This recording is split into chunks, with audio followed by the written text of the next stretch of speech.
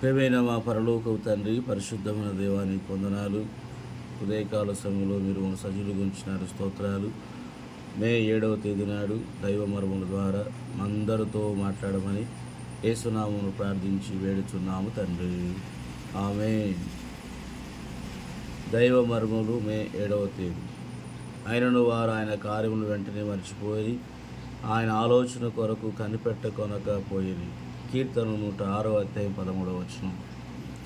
మనము దేవుని వాక్యమునకును ఏ మనుషుడును మార్చలేని ఆయన దైవిక నియములకును విధేయత చూపించినప్పుడే మన నష్టం ఎంత గొప్పదైనను తిరిగి సమకూర్చుకొనగలము.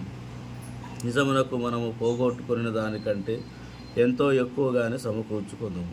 దావీదు జ్ఞానము కలిగిన మంచి రాజై దేవుని హృదయానుసారుడును పిలువబడినప్పటికీ 4 సందర్భాలలో సాతానులో మోసగింపబడి 4 గొప్ప నష్టములు ఎదుర్కొనెను.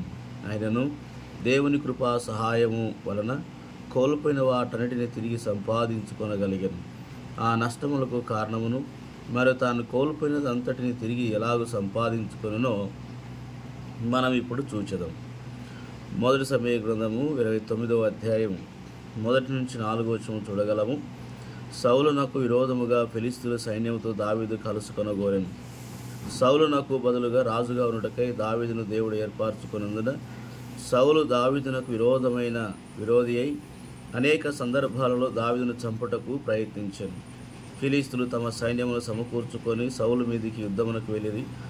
దావీదు వారితో కలిసి యుద్ధమునకు వెళ్ళినప్పుడు ఫిలిష్తీయులు సర్దారు దావీదును అనుమానించి బలవంతముగా వెనుకకు పంపివేయగా దావీదు బహు నిరుత్సాహపడి విచారగ్రస్తుడాయను.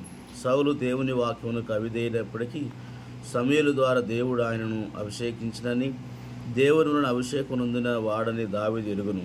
అందువలనే దావీదు సౌలును తాకుటకు దేవుడు అనుమతించలేదు. అనేక సందర్భంలో దేవుడు తనకు తోడై ఉండి చేసిన సహాయమును దావీదు ఎరిగి ఉండినప్పటికీ ఈ సందర్భంలో సహనము కోల్పోయిన వాడై దేవునిని అడగకుండానే ఫిలిష్తీయులతో చేరను. ఇందువలన దావీదు గొప్ప నష్టమును అనుభవించెను.